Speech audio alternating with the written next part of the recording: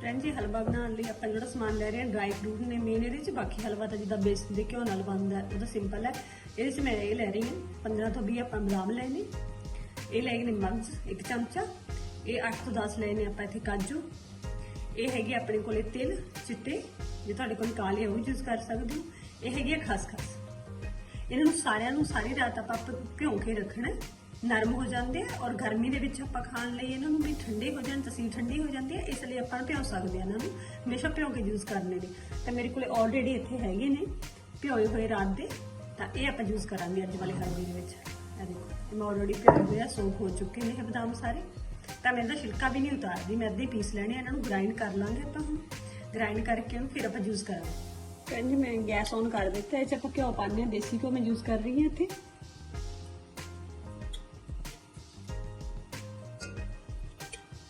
मैं 3 चमचे यूज कर रही हूँ इतने इन्ने बड़े है देसी घ्यो दे।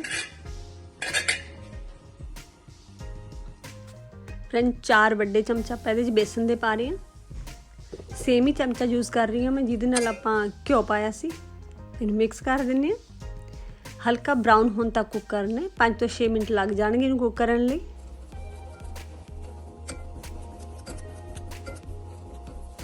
देखो बेसन बिल्कुल लो हीट ते मैं कुक किया, इसका कलर चेंज हो चुके हैं।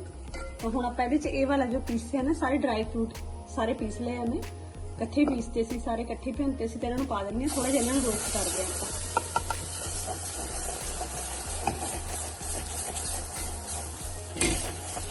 फिर इहदे च पानी पावांगे, थोड़ा जिहा हिला लैंदे हां।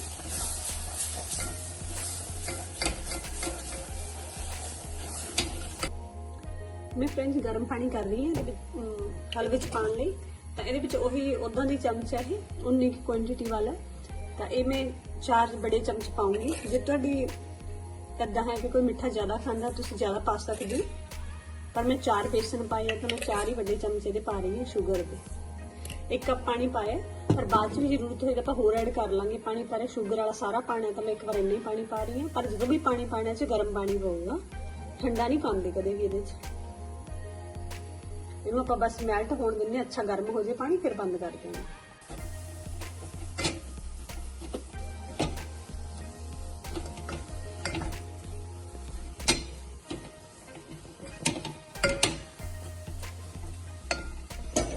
फ्रेंड जी शुगर थोड़ी सी सारी मैल्ट हो चुकी है, बॉयल ही होने लग गया सी, पानी आप पा देंगे इसमें।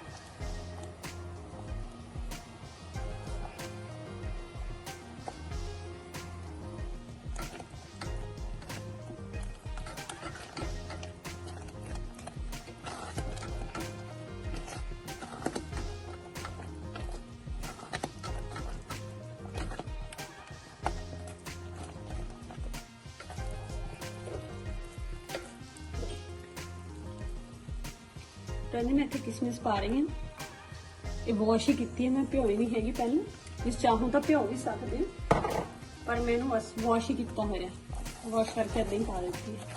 ये बेसिकली जिदा तुसीं कदे आपां नूं ठंड लग जाती है, जिदा मौसम चेंज होंदा, खांसी हो जाती है, जुकाम हो जाता है, छाती बोलन लग जाती है ना, जो ये खाओगे तुसीं इहनूं 2-3 दिन फ्रिज च रख सकते हो, आराम नाल चलदा है। रात नूं सौण तो पहलां खा लो, दिने भी खा सकते हो, पर रात में ये बहुत असर करता है। ये एक्चुअली मेरा खुद का एक्सपीरियंस है, तो मैनू भी इदा ही होया सी, कितने दिन खंघ ठीक नहीं हो रही सी, डॉक्टर भी चेंज किए, पर बाद जो मैं ये खादा मेरे दूसरे दिन ही खांसी ठीक हो गई, छाती भी ठीक हो गई थी, और जिदा बलगम आती है वह भी बंद है। बहुत अच्छा है इदा जो मौसम चेंज होंगे खांसी जुकाम तो। देखो फ्रेंड्स ये पैन छड्ड रहा है, हम अपने आप देखो बस इत्थे तक ही आपां नूं कुक करना पानी तो बाद। ये देखो पैन अपने आप छड्ड रहा है, हुणे हलवा देखो आप हिला रहे हैं, सारा हिल रहा है, इट मीन जे सही कुक हो चुका है। हुण इहदा पानी जिहड़ा सारा सोक हो गया। आ देखो जो आप हिलाने आपां नूं सारा हिलदा दिसदा ना, इत्थों तक इहनूं कुक करना हैगा।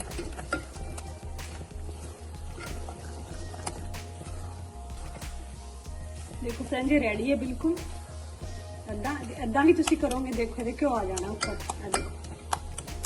हाँ तो छड्डन लग जाता ना जो हलवा 3 मिनट कुक हो गया। मैं हुण इत्थे गैस ऑफ कर रही हूँ तो आप इनू कढ़ लैंदे हां प्लेट दे विच। आ देखो इदा देखोगे ना तुम घ्यो दिस रहा उपर।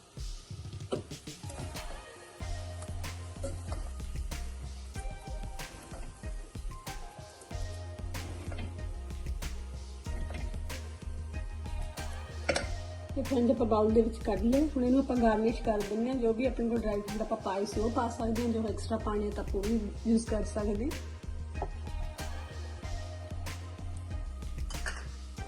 जो पाई आप ड्राई फ्रूट पा रहे हैं बस गार्निश लिए अद्धे जो आप सर्व करना किसी को सर्व भी करोगे तो बड़ा अच्छा लगना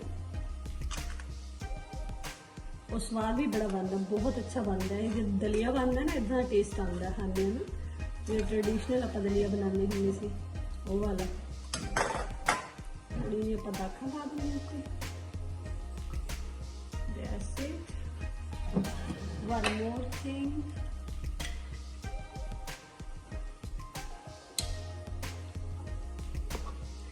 थोड़ा जा आप इतने गार्निश लिए घ्यो पा देंगे। देखो फ्रेंड्स जरूर ट्राई करो मेरे सैक्शन दसो तुम कि लगी रेसिपी और जो किसी खांसी है बच्चों भी बड़िया भी बहुत ईजी वे है उन्हें क्योर करने का बिना मेडिसिन तो तुम क्योर कर सकते हो। तो thank you so much video देखने लिए धन्यवाद।